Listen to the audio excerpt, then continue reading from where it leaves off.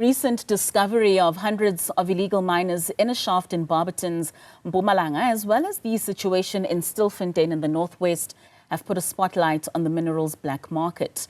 But who exactly buys these minerals? We speak now to researcher at the Benchmarks Foundation about the illegal mining ecosystem. David van Wyk, thank you so much for your time and for joining us this morning.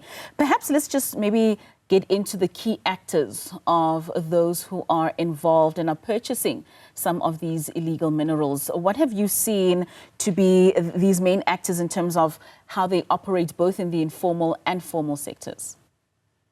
Well, I think that if we look at the Stilfontein case, we did extensive interviews there with community members and so on at the beginning of this year, just after the crisis. And we spoke to people in the township, Kuma Township, as well as with people in Jerusalem along Main Reef Road and so on. And they say we are in this crime together with the police. They also say that they are in this crime together with security companies. They also say that sometimes they sell to scrap metal dealers. They also, in some cases in the Free State, we've interviewed people who say that they travel with the gold in their stomachs. They swallow the nuggets with lots of yogurt and they get put up in a guest house in Vereniging, and then in Vereniging they excrete the gold and do the trade there and come back. The reason why they swallow the gold is so that if they get stopped at roadblocks along the way, the police won't find the gold on them. Some of them say that there are very senior businessmen and political figures involved as well. So the thing that really concerns Benchmarks is that the police actions at the moment are all directed at the people who are underground.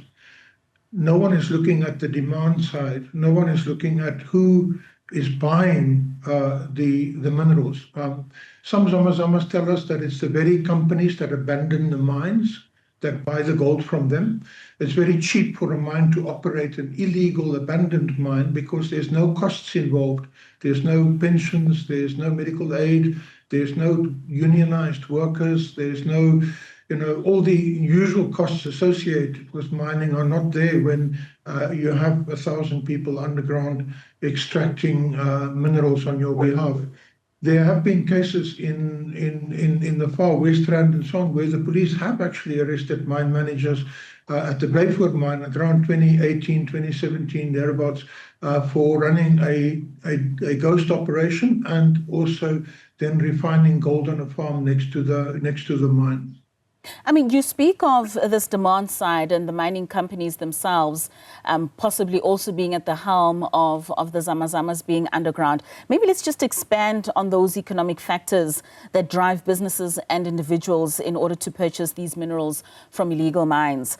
How do these incentives compare with those that are involved in the legal mining mining operations? Well, I think that the motive there is that the mines are no longer profitable because the amount of gold left is viable for small and medium scale mining and perhaps for artisanal mining. But the mining companies still want to have access to the gold given the high gold price at the moment. The people who buy the gold are people who have licenses to process gold, they have licenses to buy gold, they have licenses to trade gold. The Zamazamas who are underground are actually right at the bottom of the pyramid, and they are victims because they have to sell at the price that the buyer insists on, because if they don't, then the police take action and the government take action against the guys who are selling the gold, but not against the guys who are buying the gold. I have personally been on sites along Main Reef Road with speaking to Zamazamas, with police arriving without their name tags on, coming to trade, asking me what I'm doing there. And then I tell them, well, I'm here, I'm doing research, I'm with Benchmarks Foundation, we're associated with South African Council of Churches and so on. And then they leave. And then as soon as I leave, they go back again. So very often also what happens is that other traders come, they buy the gold, they give the money to the Zamas, then the police arrive and take the money from the Zamazamas. So There is a really serious problem in this country at the moment with syndicates and so on. And that was exposed by the Commissioner of Police in KwaZulu-Natal recently when he spoke about syndicates running the country. It is a very, very serious problem that we are faced with in this country, the criminality that is operating at the moment that we actually need to deal with. And that criminality comes from the fact that our government departments are not actually fully functional. The Department of DMRE has not got control over abandoned and derelict mines, neither does it have control over the labor relations within mines where subcontractors and so on go into a mine, and mine management doesn't really know who is there and who's not supposed to be there. How do you get 1,000 workers underground at a formal mine? And how do you get water and food to those ghost workers that are underground all the time? There must be collusion between the people who are managing that particular operation and, of course, the people who are underground. When you have a mine, you're supposed to secure all access to that mine. All the ventilation shafts and so on should be secured so that people don't get other points of entry. But very often people go down the formal entry point because, with the cages and so on that go down every day.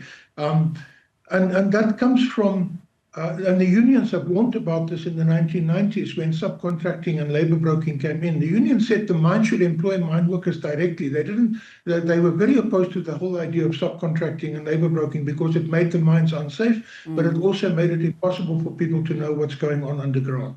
David, you speak of the DMRE and just some of the things they are not in control of, especially when it comes to some of these derelict mines and the labor that is involved. Talk to us about the regulatory gaps and enforcement that enable the continued trade of these minerals from our mines. And just, are we finding that there's enough enforcement in terms of those mechanisms in curbing this trade? Well, you see, the thing is that mines are not supposed to be abandoned. According to the MPRDA, I think Section 45 to about Section 47 very clearly stipulates how a mine is supposed to be closed and what certificates need to be obtained by the mine owner before that operation can be declared as a closed mine, a closed and rehabilitated mine. As Benchmarks Foundation, we are very concerned that mines have got very useful infrastructure for local communities that can be used for post-mining economic activity. But all this stuff goes to waste when it gets plundered, when there isn't a proper handover and the mine is simply abandoned. So we find all the buildings are stripped. We find that all the roof sheets are taken and ends up in informal settlements and so on. There's something called a living out allowance that mining companies give mine workers an extra amount of money to live off the mine so that they don't live in mine hostels and so on. That's usually problematic because those mine workers very often end up in informal settlements right there next to the mine. And when the mine gets abandoned, the informal settlement then spreads onto the property of where the mine used to be, and people strip all the metal that is there and they go underground and so on. Whereas that mine could have been very useful. It has workshops, it has all kinds of infrastructure that would be useful. It could be used to generate energy. Our mines are full of methane gas, for example. We could be extracting that gas commercially and selling it. We could be generating electricity, putting solar panels and things like that on the mine waste dumps and so on, instead of allowing this plunder to go on. We could use the electricity substations, which get stripped now at the moment, to feed electricity back into the national grid. So mines can actually become very useful infrastructure for communities around mines and for the country as a whole, and sustain those communities after mining, because the towns die when the mines go, and that is then what gives rise to illegal mining. Certainly. The impact on the environment as well as those communities is far-reaching. But thank you so much for your time, David, and just speaking to us on this rising scourge and one that we seemingly aren't curbing as a country. Thank you for your time.